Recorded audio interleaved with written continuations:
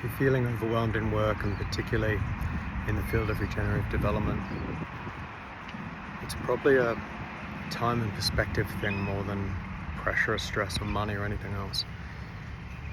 If you are out on the ledge and you are quite stressed, then first of all have the de-escalation, sort of reduce your focus on time. So if you're really stressed, you're probably thinking 2-3 months ahead, weeks ahead. Reduce it back to just, what do you need to focus this week? What do you need to focus on this day?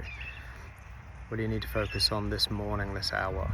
If everything's completely fucked, it's like, just come straight back and hold the living moment, and then that's it.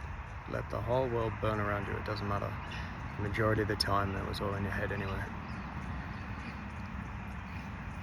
But from a moving forward perspective, once you're down off the ledge,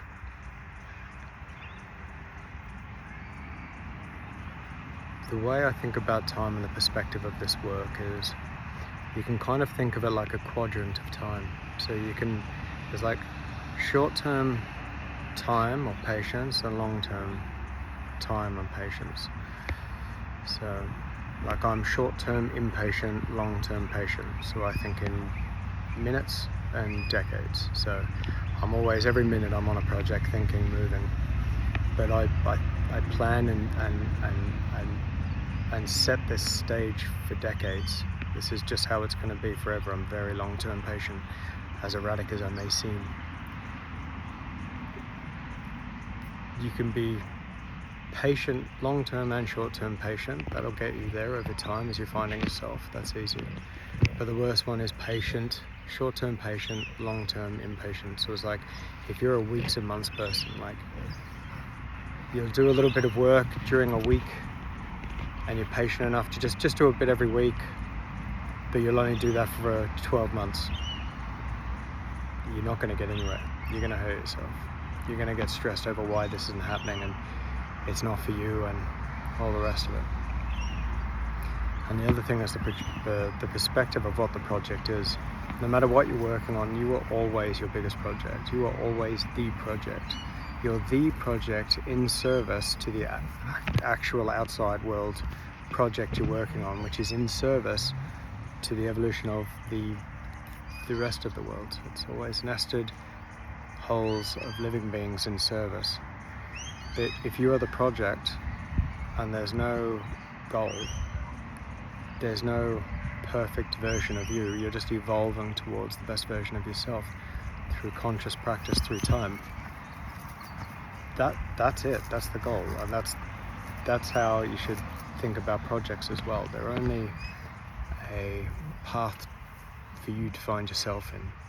And so if you found yourself in the old business as usual way, and you're trying to fit in this regen perspective where you're going to get some paradigm shifting, system fucking redesigning, amazing fix that you've got the answers for, you're going to hurt yourself. You're going to really, really hurt yourself somewhere, wherever your patience levels hit you and the reality of the world just slapping back in your face. So don't do that.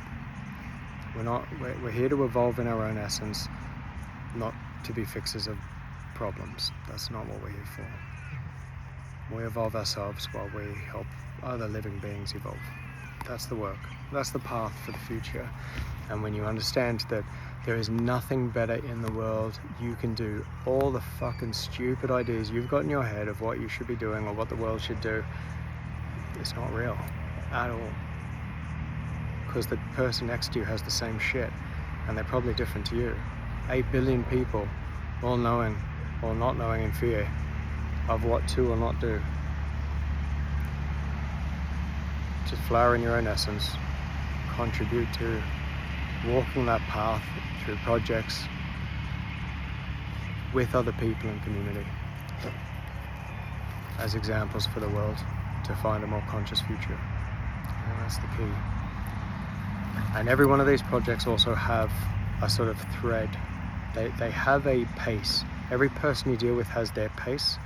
Every project has its pace. And then every community that you're engaging to do the project, they have their pace. And all these paces are then mapped over our modern timeline of yearly cycles, and you're going to run into Easters and Christmases and Ramadans and all sorts of things that are going to throw out your lines. And if you're holding on to the time cost of money, you're on a road to pain. So it's just I'm offering that as a different way to see things, and what will be, and what money you make, and what comes out of it, and what you have to supplement, or what you have to do to keep on that path, whether this job or that job or whatever. I offer you the question of what's more important.